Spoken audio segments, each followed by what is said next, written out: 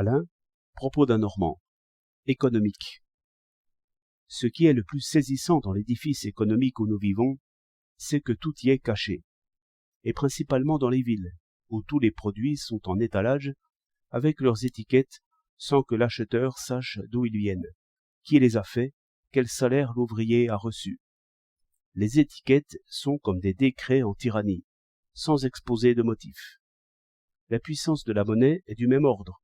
Une certaine somme d'argent vous met en possession d'un objet désiré, comme par une loi naturelle, et c'est réellement une magie réglée. Car quel rapport y a-t-il entre une petite pièce d'or et une paire de chaussures? Quand on raconte à un enfant quelques pays de cocagne, où il y a des fleuves de lait et des rochers de chocolat, ou, mieux encore, quelques féeries, où la baguette de l'enchanteur change une citrouille en un carrosse de gala, personne n'y croit, et même pas les enfants, parce que nous ne comprenons pas d'où viennent ces choses, comment elles ont été faites. Mais l'or fait de ces miracles sous nos yeux, en un instant. C'est pourquoi, et malgré toutes les réflexions qu'on voudra, l'or est toujours fétiche. C'est le Dieu pour un esprit positif, car il ne trompe point, et fait régulièrement ses miracles. Aussi, je ne m'étonne pas que l'avarice ait beaucoup de traits communs avec la religion. Le pouvoir de l'or étonne toujours, parce qu'il ne ressemble point aux autres pouvoirs, dont on voit au moins un peu les ressorts. Ici, ils sont cachés, ou plutôt, on les devine bien, car ce sont toujours des producteurs, des gardiens, des vendeurs, dont chacun cherche à gagner le plus qu'il peut. Mais cette variété humaine, ces caractères différents, ces passions capricieuses, tout cela se trouve égalisé et réglé comme une machine à distribution automatique.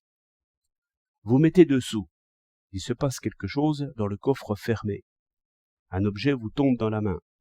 C'est ainsi qu'on achète. Encore bien mieux si l'on touche des coupons de rente et si l'on suit le cours des valeurs au bulletin de la bourse. Ces choses sont réglées merveilleusement pour que l'on n'y pense point. Par le même mécanisme, le travail est comme déshonoré. On voit des paveurs qui ne font que remettre des rues en état. Comparer leurs pensées à celles d'un homme qui empierre sa cour devant sa maison.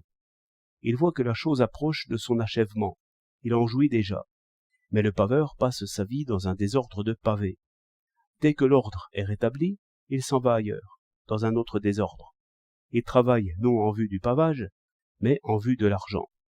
Son estomac y trouve à peu près son compte, mais non point sa pensée, car son travail est sans fin, comme celui de Pénélope, et toujours à recommencer.